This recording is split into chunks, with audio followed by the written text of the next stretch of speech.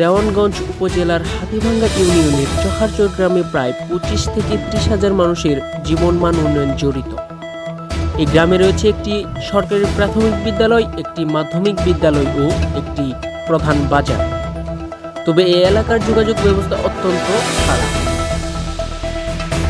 গ্রামের মাঝখানে রয়েছে একটি নদী এবং দুটি বড় খাল।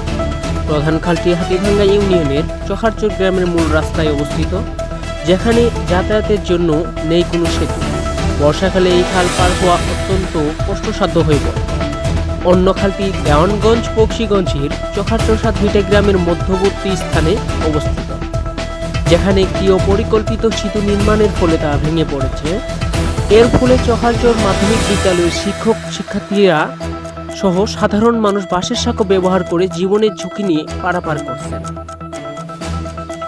স্থানীয় বাসিন্দারা জানান, 53 বছর ধরে এই এলাকার তেমন উন্নয়নের ছোঁয়া পায়নি, যার ফলে বাজারে কৃষিপণ্য নিয়ে যাওয়া, শিক্ষার্থীদের বিদ্যালয়ে যাতায়াত এবং রোগীদের হাসপাতালে পৌঁছানো সহ সাধারণ মানুষ সবকিছুতেই চরম দুর্ভোগ পোহাতে হচ্ছে।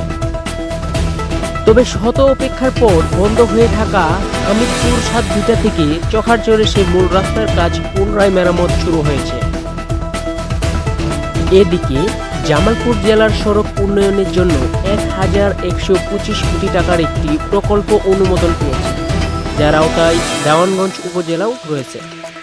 তাই চোখারচর গ্রামের বাসিন্দারা প্রশাসনের নিকট অনুরোধ জানিয়েছেন দ্রুত এই এলাকার সেতু নির্মাণ ও রাস্তা মেরামতের ব্যবস্থা করে তাদের জীবনযাত্রা সহজ ও নিরাপদ করার জন্য।